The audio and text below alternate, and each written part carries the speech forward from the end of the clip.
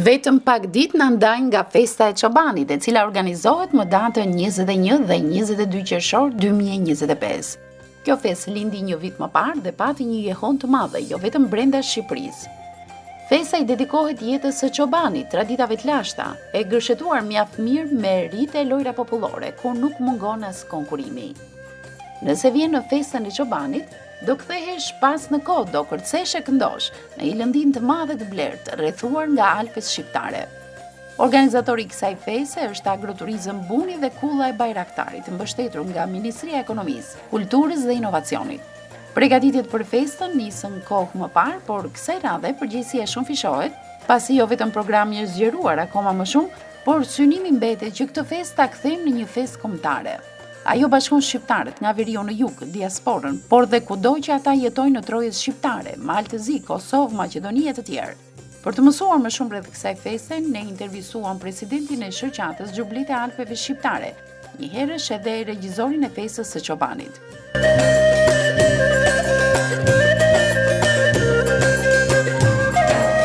21 dhe 22 qershor 2025. Tashmë këto data janë shënuar të gjitha ata që i adhurojnë festa, sidomos në zonat malore. E ku ka më mirë se sa të bëhesh pjesë e festës së çobanit, 21 dhe 22 qershor. E realizuar në Bog, një festë që nisi një vit më përpara dhe që krijoi një atmosferë shumë të këndshme. Jehona e saj kaloi kufit shqiptar fal organizimit të mrekullueshëm dhe risive që solli kjo festë. Ne jemi mësuar të shikojmë shumë festa ku dominon tipari folklorik dhe ana komerciale pa mohuar këtë gjë, por festë që i përfshin bashkë të gjitha traditat, vetë nga titulli, festa e çobanit, që lidhet me jetën e çobanit, por që i integruar mjaft mirë edhe me gëzimin, me dasmën malsore, me këngëtarët e pafund, me gjithë ata që erdhën dhe treguan më të mirë, anën më të mirë të tyre. Dhe ja ku jemi sërish, kemi ardhur kësaj radhe në qafë tërthore, ku dëshirojmë të ndajmë me të gjithë teleshikuesit e emisionit Pusho Shqiptarçe disa momente kyçe të organizimit të festës. Viti 2, një festë do të jetë akoma më madhështore, por për të ditur më shumë detajet, do na ndihmoj regjizorja e këtij aktiviteti, zonja Rita Kalaj. Rita, mirë se erdhe. Atëherë, faleminderit edhe për këtë intervistë dhe për këtë publikim me prezantim që i bën e festës së çobanit. Për hir të vërtetës, festa e çobanit, siç e thënë ti vetë, pati një jehon të jashtëzakonshme vitin që kaloi, edhe pse ishte një festë pilot e organizuar nga i gjithë stafi që kontribuam në organizimin e kësaj feste. Jehona që pati ne na ban me kanë sa më optimist për të dhënë më të mirën, domethënë ato gjëra që vjet ndoshta na kanë kalu për pa i lançu pa i cek.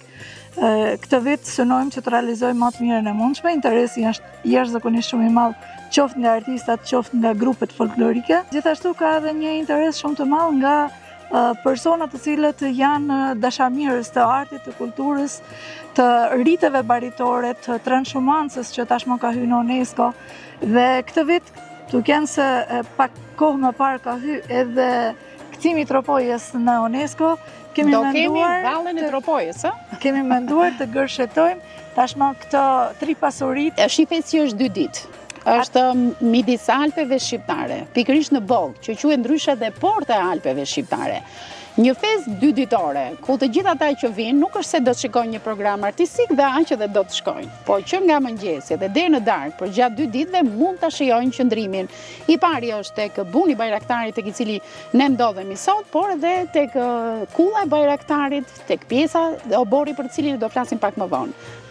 Atëherë, këtë vit që thash do të jetë një organizim pothuajse krejt ndryshe për sa i përket edhe rëndësisë së sekuencave dhe pjesës së organizimit, i cili do të jetë pak më strikt për shkak se vitin e kaluar se ishte menduar që të jepet mundësia që të marrin pjesë të gjithë dhe ushtri në 3 ditë. Këtë vit kemi menduar që ta mbledhim, ta koncentrojmë që t'u japim mundësi atyre që vinë të shohin gjithçka. Pra është një organizim i menduar si jo si një organizator, por si një dashamirës i artit dhe kulturës dhe vlerave kulturore baritore që personifikon kjo festë dhe kjo traditë e çojës së Bagtive, si quhet në të folmën e bjeshkatar Si ishte emrin çoja? Çoja e Bagtive. Që do thot me fjalë të tjera çoja. Dalja, dalja. nga vrrini me dalë në bjeshk, që është një ritual shumë i rëndësishëm. Vetë rituali çoja e Bagtive ose bjeshkumit e malsorëve ka kanë një nga gjërat më me vlerë që ka pas organizimi familjar, sepse është zhvendos familja gjysmën e vitit, është kanë pjesën e vrinit dhe gjysmën e vitit është dashur me dalë në bjeshk. Nëpërmjet kësaj dalje dhe nëpërmjet këtyre ritualeve ose si thosh këtij organizimi që ka pas familja kanë mujt me mbijetu, me siguru mbashtimin e Bagtive, me siguru bylmetin që është kanë i domosdoshëm dhe njëkohësisht edhe shëndetin, sepse zakonisht kur kanë dalë përveç çobave që është dashur me kanë ata më të fuqishmit në një po them në një familje të madhe, janë nxjerrë edhe ata që kanë shëndet lik në mënyrë që të marrin vedin. Marrësia e madhe për hir të së vërtetës ka disa festa dhe ne kemi fatin e madh që sezonin turistik në qershor, datën 21 dhe 22 qershor, të organizojmë një ndër festat më të mëdha. Por ku bëhet diferenca me festat e tjera? Sepse kam një teleshikuese tani në Vlorë po më shikon ajo. Edhe po thot, Kozeta, dakord, do vi bashkë me shoqjet e mia, kemi agjensinë turistike tonën, bile gjerasit të gjitha agjensitë turistike ta vënë shpalljet e tyre se do të meten shumë të kënaqur klientët që kanë, do t'i sillin një ambient krejtësisht ndryshe nga ato pika turistike ku keni shkuar gjithmonë, ato paketa turistike që i keni ribër, kjo është fantastike, vjet për herë të parë. Dhe ajo nga Vlora, që të mos i ndajem asaj nga Vlora, ajo thot, unë do të vi atje dhe do të shikoj. Pra ne kemi pasur, kemi hapur vjet me prisjen e kopes. Ajo s'ka parë asnjëherë që të ecin tufa të mëdha dhe ca deshër me brirë dhe prisi që konkuron i tyre. Më pas, ndoshta vetëm disa qershim mbi torte të ndryshe që ta ndjellim atë ta të ndojmë dhe të na vi këtu te festa e çobanit.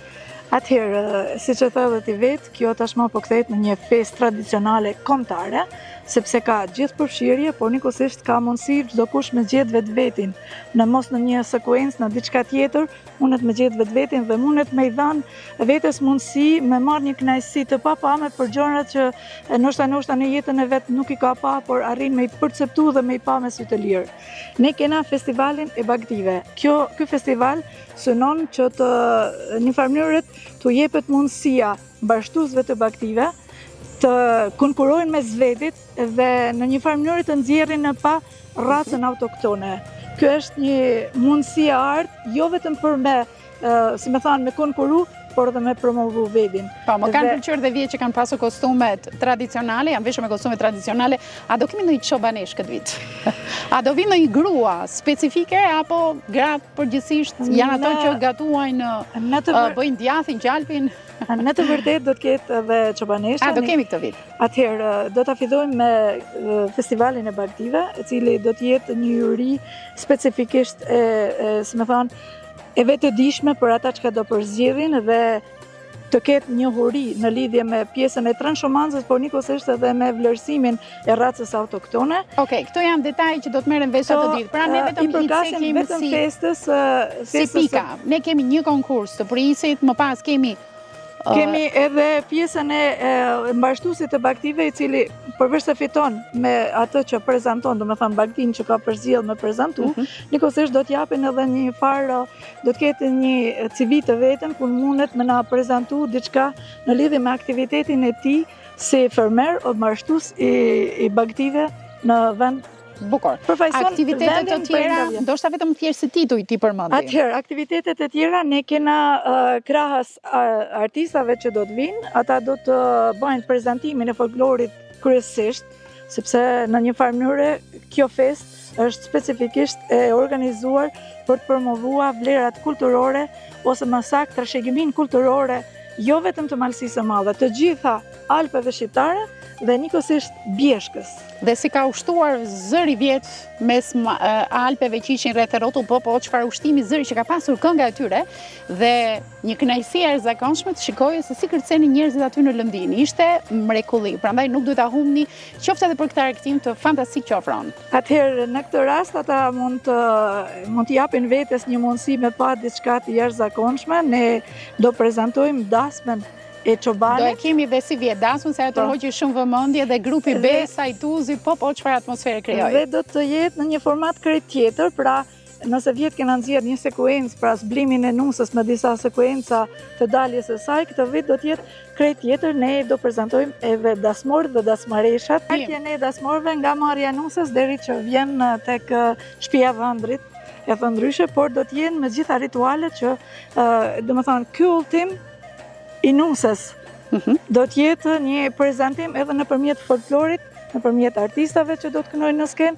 dhe do shoqërohet sigurisht edhe me veshjet kombëtare, por me të gjitha ato ritualet e dasmës që do të prezantohen gjatë këtij rituali. Pasaj të shtunën në darkë ne kemi zjarre që qëndrojnë të ndezur aty dhe aty në yjet e natës ne mund të shohim ose të dëgjojmë më saktë bisedat e atyre që janë barinj të hershëm.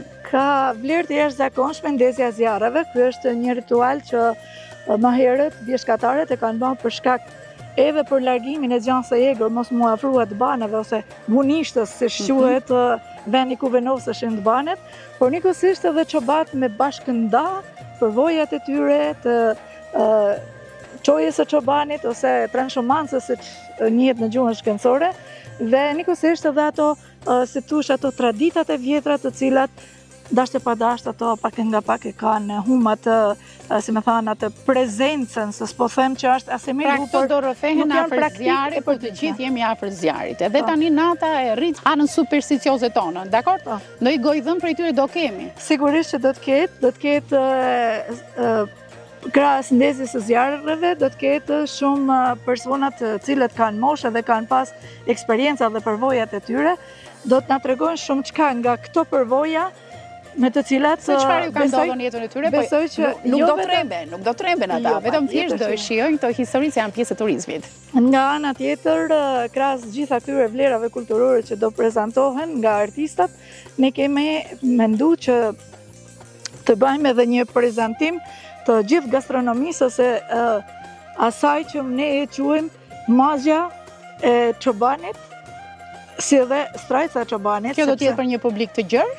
Atëherë, kjo do të jetë një prezantim për të gjithë ata që kanë dëshirë të dinë cilat janë ato gatime tradicionale të vërteta që janë bë jo vetëm në vjeshtë. Pra që në kohë të vitra për të shijuar. Po, edhe që kanë shijuar shumë, edhe kanë shkuar aty pranë dhe i kanë shijuar. Faktikisht, siç dihet, viti i parë gjithmonë është pilot dhe ndoshta shumë gjëra ne nuk i kena prezantuar në formën më të mirë të mundshme, por këtë vit kemi menduar që këtë prezantim ta bëjmë në 2 ditë. Domethënë, prezantimi i këtyre vlerave që për sa i përket gastronomisë së vendit do bëhet për 2 ditë për shkak se ndoshta do të ishte mirë që ta bëjmë edhe në pjesën e sfondit të skenës. Do bëjmë çmos që të gjitha këto gatime që do të bëjnë në sfondin, pra njerëzit nuk ka nevojë të shkojnë larg, pra në një moment i transportojnë dëgjojnë këngëtarë. Edhe ata që janë larg, që s'kan mundësi me i pa nga afër, të kenë mundësi të njihen me gatime tradicionale.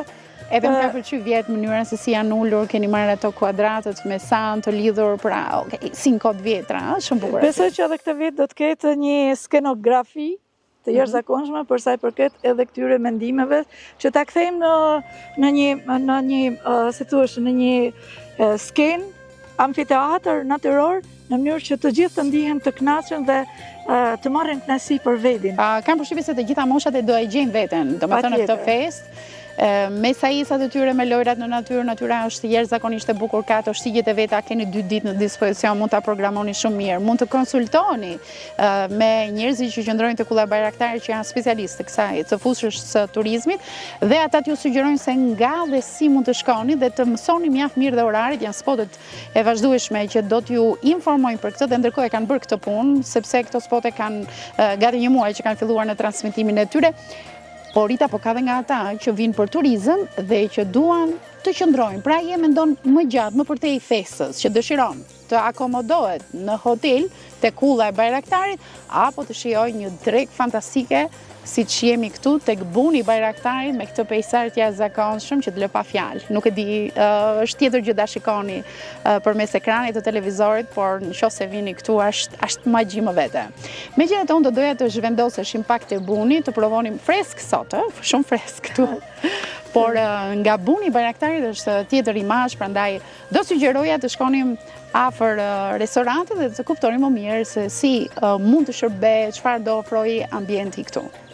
Me të vërtet, Kozeta, prezantimi që i bane është i jashtëzakonshëm dhe unë mund të them që shumë turista janë nalë këtu dhe kanë marrë me vete një kënaqësi që vështirë të ngatërohet dhe vështirë të harrohet.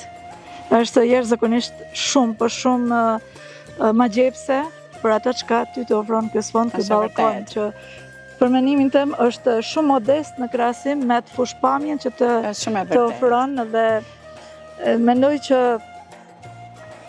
pronari i bunit të Bajraktarit, i agroturizmit, të gjithë stafi që punojnë këtu duhet të njihen krenar për vendin që kanë përgjithë, për mundësinë që është dhënë me punu këtu dhe me pa me sy të lirë kënaqësi që marrin në përcjelljen të gjithë ata që janë vizitor të bunit të Bajraktarit. Është shumë e vërtetë. Ne do kemi tani një guid të vogël që na çon fillimisht në ambientet e brendshme të bunit të Bajraktarit, po qëndrojmë ne sepse e kemi lënë në fund atë fushën ku do të mbahet shfaqja, do të bëjmë një vizitë atë te kulla e Bajraktarit dhe më pas ju tregojmë se ku pikërisht mbahet shfaqja. Adresa e plot, mund vini fare kollaj, rruga Ashtok.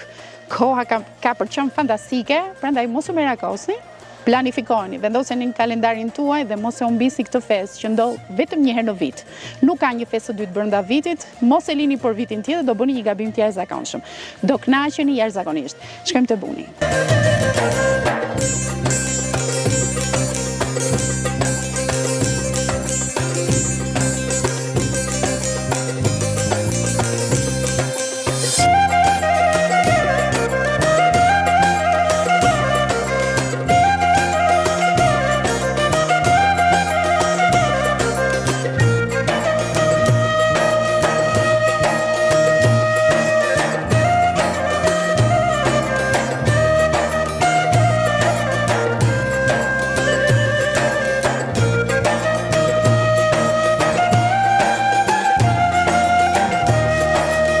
Dhe si që tham pak më përpara, pushuesit që dëshirojnë të vinë në Bok, të buni Bajraktarit apo dhe të kulla e Bajraktarit, ata që dëshirojnë jo vetëm thjesht për festën, por të qëndrojnë ato 2 ditë pak më gjatë, që dëshirojnë të rivinë këtu për të kaluar pushime edhe më të gjata verore, ka shumë për rëndësi për ta gastronomia, pra çfarë gatuhet, çfarë mund të shijojmë, gjëra origjinale bio të zonës.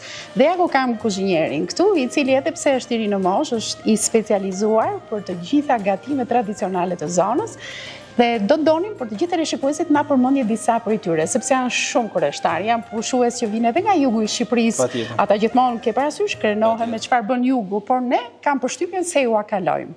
Konkretisht, çfarë bëjmë te buni Bajraktarit? Atëherë, të fillu prej të gjajt përësore që kena produktet e vendit, produktet e mishit, çdo gjë që i kena me stallat tona. Është krijuar një përshtypje që në veri ka vetëm fërlikë dhe aq. Kam përshtypjen që nuk është vetëm kjo merita e veriut. Por janë edhe shumë pjata të tjera që i shoqërojnë. Fërliku është mreti i normalisht, sepse këtu mandena janë tani gjëra të tjera. Ndryshe nga shumë restorante që ju keni shkuar në Shkodër edhe mendoni se ata janë më me emër, e kanë bler mishin kushte disa kilometra larg, këtu është kilometrazhi zero, rriten këtu në këtë klimë bakti dhe prandaj mishi është shumë i freskët. Shumë i freskët, konkret shije tjetër si thonë prej poshtë, si thojmë, prej zonave poshtë, është krejt më i mrekullueshëm. Pra, përveç se mishit të fërlikut, çfarë kemi gjë tjetër? Mund t'i shoqërojmë, janë këto që patjetër, gjitha shoqërueset, gjitha patatet që i kena, patatet me mazë, që janë më patatet e bogës me zanë në famë, perimet tana gjana që vinë prej vendit tonë, prej bogët e prej serave, gjitha. Djathin që i kena baggjat tona. Dhe i prodhohet këtu, pra gjithmonë kilometrazhi zero, si që jemi mësuar ne, dhe që këtë gjëna e kujtojnë gjithmonë vizitorët e huaj, ndërkohë që është rritur edhe ndërgjegjësimi në Shqipëri, kemi vizitorë shumë të mirë. Unë po e lavdëroj që këtu nga buni Bajraktari, pra të gjitha janë prodhime që i gjeni këtu në zonë, me kilometrazhin zero. Gjitha prodhime vendit, prodhime tona. Për të gjitha ata që janë pak të dhënë pas salsrave dhe gjërave shoqëruese të tyre, besoj që këto nuk mungojnë. Edhe këto nuk mungojnë, as bëhet fjalë, po të paras përsysh se kuzhina më tradicionale, kuzhina më vendit, na jena më fort pjesa e gjanave tradicionale, si më thënë. Ka ndonjë që vjen nga jugu dhe thotë, ose jo më dhe nga Shkodra, pse e çoj gjithmonë në jugun? Dua peshk, thotë. Po, ka pas edhe prej aty, ne? Ka pa? Ka pas edhe prej aty. Zgjidhet kjo çështje e ndërlikuar për ata që duan Po nuk e di peshkun. të që do të me vetëm helli syt rrumullaku mund ta marrin peshkun se po këto. Po ndonjë trof do e sigurojmë diku afër këtu? Po, më afërt jena të specializuar vetëm për pjesën e mishit, produkteve të mishit. Po, produkteve të mishit. Byrek, gjëra të tilla që shoqërojnë ato? Byrek, pitet, gjitha kosin që i kena tonin, kos delesh, sidomos në të shkyt periudhë që është edhe taman, si më thënë, sidomos me arra, me mjaltë, kena fantastik. Fantastike. Po, ti e thua dhe unë gati sa se shijova këtu, nga intervista.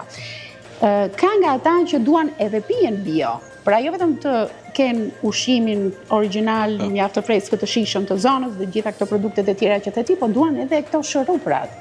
Po. A gjejmë këtu shëruprat të zonës që kanë qef të shoqërojnë ushimin me këto? Janë edhe shërupnat, janë edhe rakia normal, raki kumët, raki thanet, raki rushit, vena që është zonë se gjitha, si më thënë, tana pijet, asë i gjo nuk më ngënë të është me gjitha. Kam përshtypjen që të gjithë që vinë këtu kënaqen, imagjino të hash drekën në këtë pamje. Patjetër, është domethënë kjo gjë më e bukur se këto është një gjë që nuk është as i ditë peizazh i njëjtë, është natyra, si më thënë, lun çdo ditë bën një peizazh fantastik të ri. Sepse rret krijojnë konture të ndryshme ngjyrash. Shumë, çdo ditë rret. Po dhe bora qëndron aty, qëndron këtu, bora atje është fantastike, është mrekulli. Krijohet ndonjë mini feste vogël këtu, se ka nga ata që vinë me grupe shoqërore. Për shembull vjen një agjenci që ka sjell grupin e vet turistik. Po, vinë. Vendoset muzikë këtu, se dikush thotë, kam për të përcyer unë atje, se vëm pas ka botë. Po, janë me grupe, rezervojnë me grupe edhe pra ndo kjo gjë që rezervohet. Është edhe pjesa që kena edhe pjesën anë që është më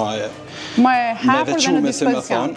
Pra mund të kenë edhe për grupe më të vogla, qoftë edhe për ditëlindje, Patjetër, kena pas ditëlindje, kena pas festa, gjithë lloj. Dhe nëse atyre ju teke që të flen këtu, se thotë bobo do shkoj në Thethun, do zbres në bog. S'ka nevojë me shku në Thethun, qasë në bog. S'ke nevojë fare, provoni një herë këtë parajsë këtu. Tu fillu prej te Kulla Bajraktari, që është një hotel super fantastik me tana kushtet. Pra që kemi pak më poshtë, që sqarojmë ata që janë më kena larg. edhe bujtinën tonë që kena këtu, kena shpizat e vogla. Me këto shpizat romantike këtu për çifte dhe për shoqëri, po fantastike si duken aty se në botën e prallave. Mrekulli.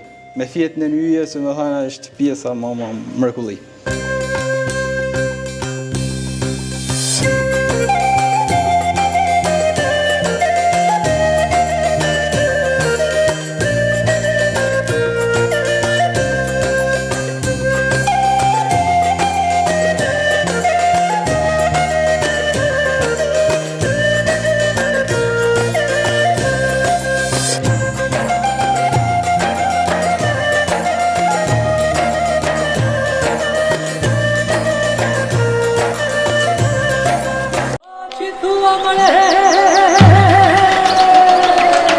Ka nis malet me ushtun bog, kange vallen festën e çobanit. 21 dhe 22 qershor, si asnjëherë tjetër.